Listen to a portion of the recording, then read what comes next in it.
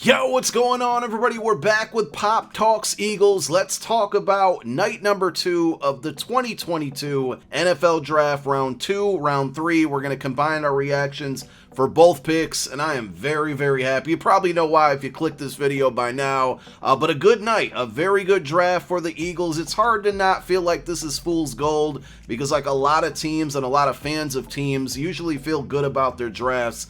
But, you know, a lot of people around everywhere are saying the Eagles are having a really good draft. So it makes me feel a little bit better about it and everything. So pick number 51, second round pick, is going to be Cam Jurgens, center out of Nebraska. And when this one happened, I thought, Nakobe Dean's still out there. Why are we picking a center? I totally get it, right? Jason Kelce, somebody's got to replace him eventually. This could be, probably will be his last year. We'll see how everything goes.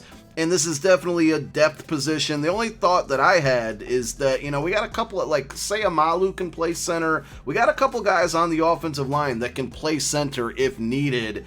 And with so many other holes on the defense specifically, I didn't like the pick at the time. I'm still, like, you know, a little hesitant on it.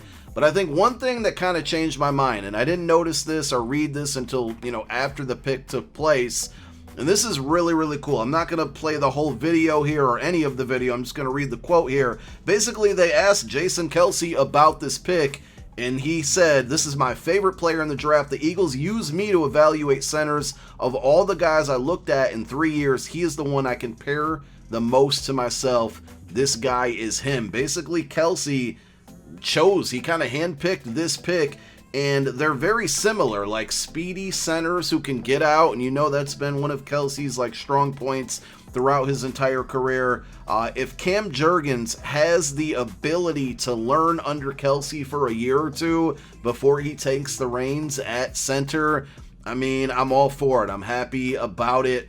I still wish, you know, I don't know if we could have got him later on. Probably not. I don't know, but I still feel like there's holes, you know, on the defensive back end of it. You know, you guys have been hearing me talk about this. I still don't feel very confident in the cornerbacks and the safeties. Honey Badger's still out there. More rumors flying saying that we're going to get him, but can't really believe it until it's, you know, tweeted by a verified source. So I'm not going to get my hopes up on that. But I think this is a really cool interaction between Kelce, Jurgens.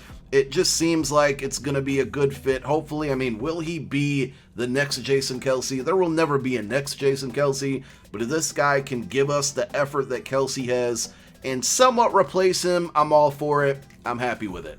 And then came the third round, and somehow, and I guess I know why now, but Nakobe Dean actually fell all the way to the third round, the 83rd pick. We got him, and this is an absolute steal in my opinion. Again, I still think we need defensive backs. Linebackers, I think we're a lot better at compared to defensive backs. But adding him is just huge, man. It's a steal in my opinion. Now, he does have an issue with like a torn pec or some type of, you know, stomach injury. And he's probably not going to play right away, and that's okay. I think this could be, you know, like a long-term answer. And listen, the 83rd pick in the draft, I'm cool with this move. I'm excited about it. We get 2 guys from Georgia, 2 SEC players. I like that we're drafting players from big conferences and big schools, national champions.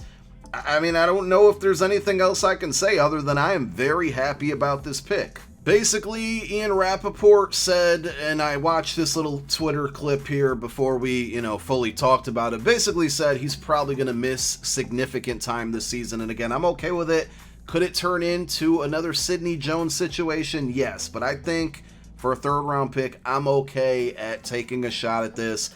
I like our linebacker group right now. Kaiser White, I can't say it enough. I'm very excited about that signing. I think he's going to be very good. But for the value for a third pick to get Nakobe Dean this late, very, very good. Now, we don't have too many more picks left. I think a 5th rounder and a 7th rounder. We need some corners, some safeties. I don't know where they're going to go at this point, if they're going to make any other moves. But at the end of the day, I mean, it's a good draft. I'm happy with it, even if some of these players we're picking now aren't going to be making immediate impact. I mean, I think we got a ton of depth at the defensive line now with Hassan Reddick, Jordan Davis now, Fletch, Hargrave, Sweat, Josh Sweat, Derek Barnett, Brandon Graham.